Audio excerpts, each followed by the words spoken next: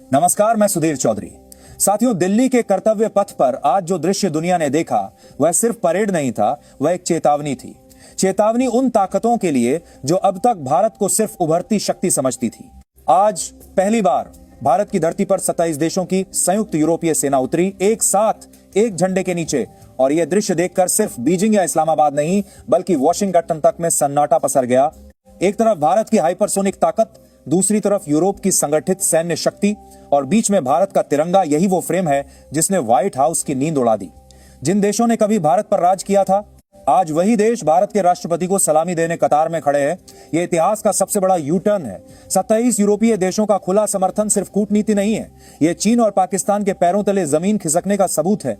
सवाल उठता है कि आखिर ऐसा क्या हुआ कि पूरा यूरोप अपनी फौज लेकर भारत की चौखट पर आ खड़ा हुआ? क्या यह सिर्फ गणतंत्र दिवस का सम्मान है, या फिर आने वाले दिनों की महाडील का ट्रेलर, एफटीए की आहट, सेनाओं का संगम और रणनीतिक साझेदारी? इन तीनों ने मिलकर अमेरिका के सुपर पावर होने के भ्रम को सीधी चोट मारी है। डोनाल्ड ट्रंप देखते रह गए और भारत ने यूरोप के साथ वो खेल खेल लिया जिसकी भनक सीआईए तक को नहीं लगी। दोस्तों, अपनी घड़ियों में वक्त नोट कर लीजिए, क्योंकि 26 जनवरी अब सिर्फ एक तारीख नहीं रही, यह विश्व इतिहास का वो पन्ना बन गया है जिस पर भारत ने अपने हाथों से सुनहरे अक्षरों में लिखा है, पिछले 75 सालों में ऐसा नजारा कभी नहीं देखा गया, ना भूतो ना भविष्यत। यह खबर इसलिए बड़ी नहीं है क्योंकि इसमें झांकियां हैं, यह खबर इसलिए धमाकेदार है क्योंकि यह भारत की कूटनीतिक जीत का जुलूस है। कर्तव्य पथ पर कदम ताल करते भारतीय जवान और उनके साथ कंधे से कंधा मिलाकर चलती यूरोप की सेना, यह तस्वीर बता रही है कि अब नक्शा बदल रहा है और उसे बदल रहा है भारत। और इसी सवाल के साथ हम इस वीडियो में आगे बढ़ेंगे कि क्या भारत ने अमेरिका को साइडलाइन कर दिया है, क्या चीन पाकिस्तान की चिंता जायज है, और क्या दुनिया एक नए पावर ब्लॉक के जन्म की गवाह बन चुकी है?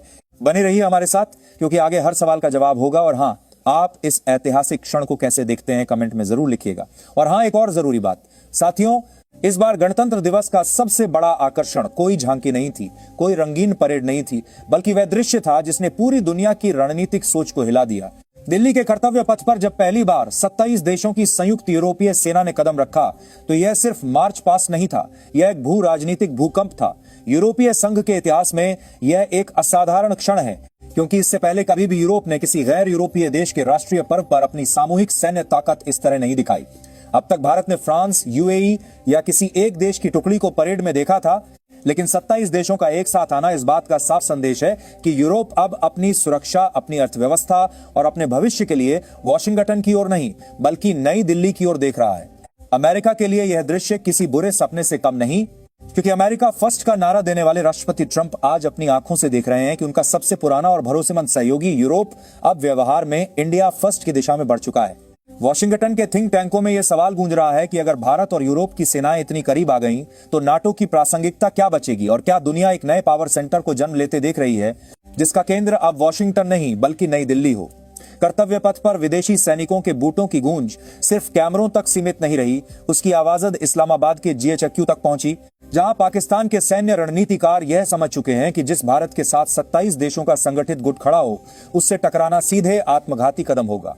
यह मार्च पास्ट एक खुला ऐलान है कि भारत अब वैश्विक मंच पर अकेला नहीं है, और दुनिया की बड़ी ताकतें आज भारत के साथ कदम से कदम मिलाकर चलना अपनी प्रतिष्ठा मानती हैं।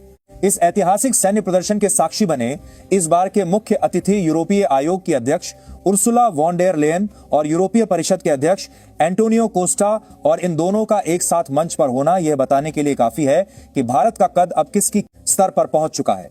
ये नेता सिर्फ परेड देखने नहीं आए, बल्कि अपनी जेब में भारत यूरोपीय संघ फ्री ट्रेड एग्रीमेंट का खाका लेकर आए हैं। और गणतंत्र दिवस के ठीक बाद इस डील की आहट ने वॉशिंगटन की नींद उड़ा दी है। अमेरिका चाहता था कि भारत उसके दबाव में रहे, उसके हथियार खरीदे और उसकी शर्तों पर व्यापार करे, लेकिन भारत ने रणनीतिक चतुराई से यूरोप का पत्ता खेल दिया, क्योंकि जब 27 देशों का विशाल बाजार भारत के लिए खुलेगा और भारत का मैन्युफैक्चरिंग इकोसिस्टम यूरोप की जरूरत बनेगा, तो अमेरिका की मोनोपोली अपने आप टूट जाएगी।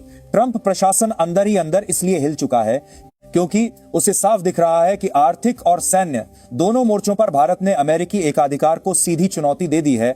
मुख्य अतिथियों की मौजूदगी और उनकी सेना का मार्च ये संकेत है कि 2026 का भारत अब याचक नहीं बल्कि नियम तय करने वाला देश है। उर्सुला वॉन डेर लेयन का नमस्ते कहना और भारतीय संस्कृति में खुद को ढालना उस पश्चिमी प्रोपेगेंडा का भी करारा जवाब है जो बरसों से भारत की छवि को कमजोर दिखाने की कोशिश करता रहा। लेकिन आज वही पश्चिम भारत की ताकत के सामने नतमस्तक दिखाई देता है। परेड में विदेशी मेहमानों के सामने भारतीय सेना ने जो प्रदर्शन किया उसने सबके होश उड़ा दिए। खासकर बैटल एयर डिस्प्ले, जिसके केंद्र में रही ऑपरेशन सिंदूर की झांकी, एक ऐसा नाम जो सुनते ही दुश्मन के खेमे में बेचैनी फैला देता है। ऑपरेशन सिंदूर वही साहसिक मिशन था जिसमें भारतीय सेना ने दुश्मन की रेड लाइनों को उसके घर में घुसकर मिटा दिया था। और जब उसकी झांकी कर्तव्य पथ से गुजरी तो हर भारतीय का सीना गर्व से चौड़ा हो गया और विदेशी मेहमान भी भारतीय शौर्य देखकर स्तब्ध रह गए। यह झांकी सिर्फ एक मॉडल नहीं थी, ये एक चेतावनी थी पाकिस्तान और चीन दोनों के लिए कि भारत न भूलता है और न ही छोड़ता है। बैटल एरे में दिखाया गया कि कैसे टैंक, इन्फेंट्री और एयर सपोर्ट मिलकर एक सटीक और घातक युद्ध मशीन की तरह काम करते हैं। और इसके साथ शक्तिमान रेजिमेंट तथा रोबोटिक म्यूल्स का प्रदर्शन यह साबित करता है कि भारतीय सेना अब सिर्फ पारंपरिक युद्ध नहीं बल्कि भविष्य के टेक्नोलॉजी ड्रिवन युद्ध के लिए भी पूरी तरह तैयार है। पहाड़ों पर हथियार ढोने वाले इन रोबोटिक म्यूल्स को देखकर दुनिया को साफ संदेश मिल गया कि हिमालय की चोटियों पर अब भारत को कोई चुनौती नहीं दे सकता। यह प्रदर्शन अमेरिका के लिए भी संकेत था कि भारत को अब किसी की तकनीक की भीख नहीं चाहिए, क्योंकि भारत अपनी तकनीक खुद विकसित कर रहा है। और फिर आया वह शो स्टॉपर जिसने इस परेड को इतिहास में अमर कर दिया, स्वदेशी हाइपरसोनिक ग्लाइड मिसाइल का प्रदर्शन। एक ऐसी एंटीशिप मिसाइल जिसकी रफ्तार आवाज से 10 गुना ज्यादा है। जब यह मिसाइल कर्तव्य पथ से गुजरी तो कमेंट्री बॉक्स से लेकर वीवीआईपी स्टैंड तक सन्नाटा छा गया। यूरोपीय नेताओं ने अपनी आंखों से देखा कि भारत अब उस क्लब में शामिल हो चुका है जहां पहुंचने का सपना बड़े बड़े देश देखते हैं। यह मिसाइल चीन के एयरक्राफ्ट कैरियर्स के लिए चलता फिरता काल है। इसके साथ ब्रह्मोस, आकाश और एमआरएसएम सिस्टम्स ने भारत की मिसाइल शील्ड की ताकत दिखाई और ड्रोन शक्ति के तहत स्वदेशी अटैक ड्रोन के झुंड ने यह साफ कर दिया कि आने वाला युद्ध ड्रोन का होगा और उस युद्ध में भारत किसी से पीछे नहीं है। अंत में जब वंदे मातरम की धुन पर 50 से अधिक लड़ाकू विमानों ने फ्लाई पास्ट किया, राफेल, सुखोई 30 और अपाचे हेलीकॉप्टरों ने जब त्रिशूल फॉर्मेशन बनाया तो आसमान में ऐसा लगा मानो स्वयं महादेव की तीसरी आंख खुल गई हो। यह गर्जना सिर्फ शोर नहीं थी, यह भारत की संप्रभुता की दहाड़ थी। यह ऐलान था कि भारतीय वायुसेना अब सिर्फ रक्षात्मक नहीं बल्कि निर्णायक और आक्रामक भूमिका में है। अब सवाल आपसे है, क्या 27 देशों की सेना का भारत में उतरना मोदी सरकार की सबसे बड़ी कूटनीतिक जीत है? क्या अमेरिका को अब भारत की शर्तों पर बात करनी पड़ेगी और क्या दुनिया एक नए शक्ति संतुलन की शुरुआत देख रही है? अपनी राय नीचे कमेंट बॉक्स में जय हिंद के साथ जरूर लिखिए।